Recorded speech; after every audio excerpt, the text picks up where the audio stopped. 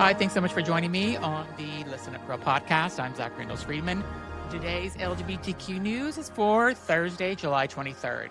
We have a lot going on today, so let's get right into the news. First up, a Republican senator is using LGBTQ adjacent leverage to take on the administration. And honestly, we should talk about it. First, Republican Senator John Cornyn of Texas is threatening to block two of the president's ambassadorial nominees, including Kari Lake, unless the White House can show that it is actually releasing congressionally approved funds for PEPFAR. That's the President's Emergency Plan for AIDS Relief, the program that has saved an estimated 26 million lives since 2003. The Orange Convicted Felons Administration has frozen roughly $10 billion in PEPFAR funding that Congress already appropriated. Cornyn, who just lost his re-election bid after the Orange Convicted Felons endorsed his primary opponent, says he is done playing nice. He told reporters he estimates about $1.3 billion is ready to be released immediately, and he wants answers on the rest. Here's the part that matters. Senate Foreign Relations Committee vote on Kari Lake's nomination as ambassador to Jamaica is happening today. Cornyn could single-handedly stall it, and he says he does not expect to be alone. Meanwhile, a new study released this week found that the administration cuts to foreign aid have shuttered 1,700 HIV treatment sites around the world. South Africa, which has the highest population of people living with HIV anywhere on Earth, is watching the United States completely pull out. This is a Republican senator using his leverage to fight for a global HIV program because the administration won't do it on its own. And that is where we are. Our next story is Indonesia mob attacks on trans women. Now to a story that is deeply disturbing and absolutely has to be told.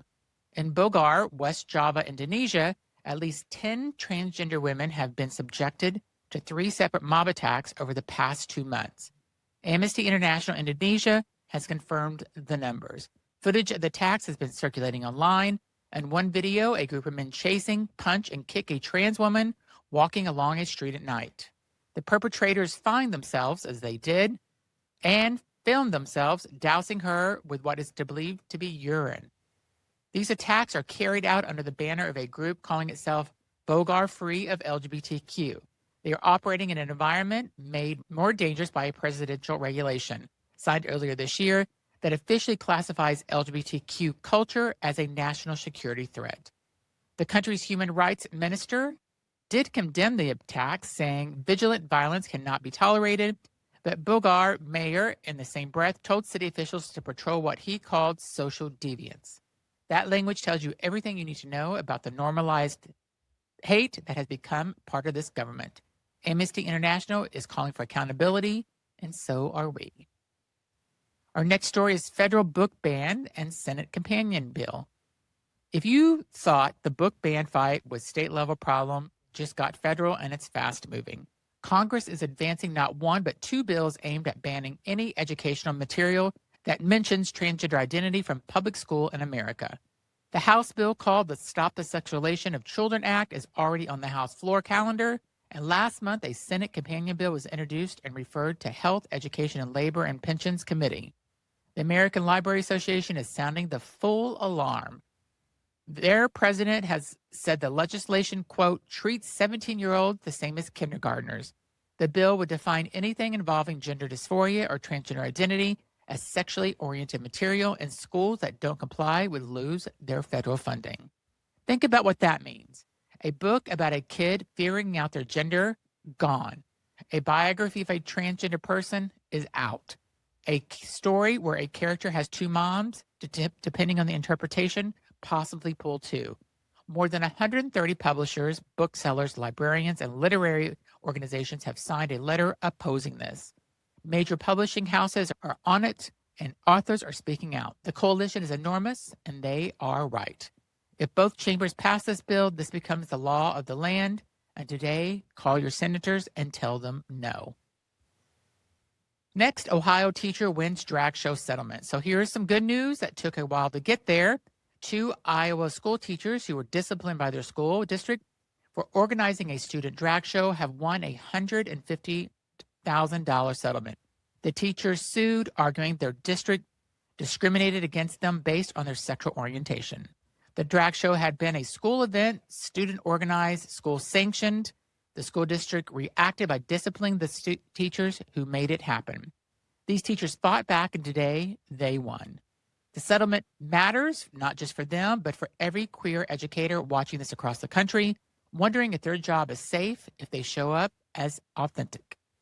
$150,000 says you're right to fight. Our next story is Seattle's Denny Blaine queer nude beach survives. A win for the queer community of Seattle with some nuisance attached.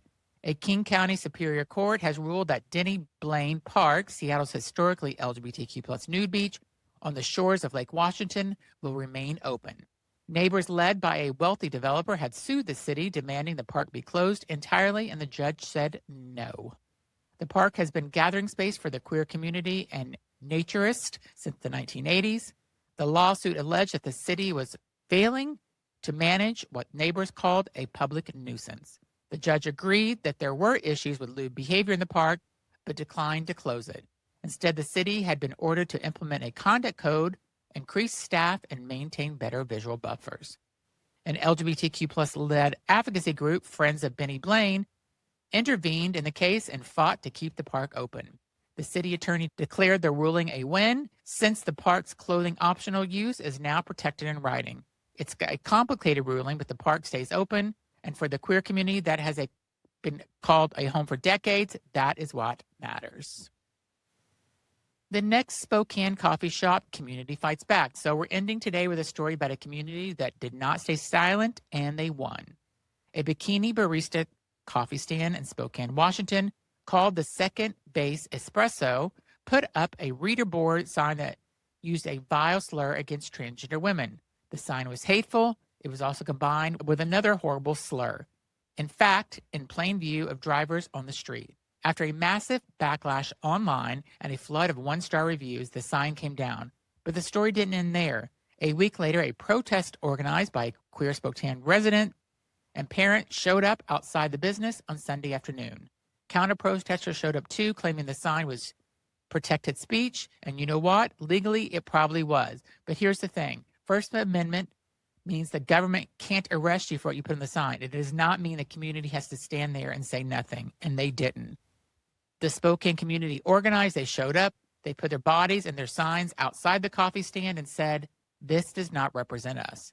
That's the power of community, and that's how it works. So that's the news for today on Wednesday, July 23rd. Today's show moved you. Please share it. Send it to someone who needs to hear it. Follow and subscribe wherever you get your podcast. And if you have a minute, leave a rating and a review because it makes a real difference helping more people find this show.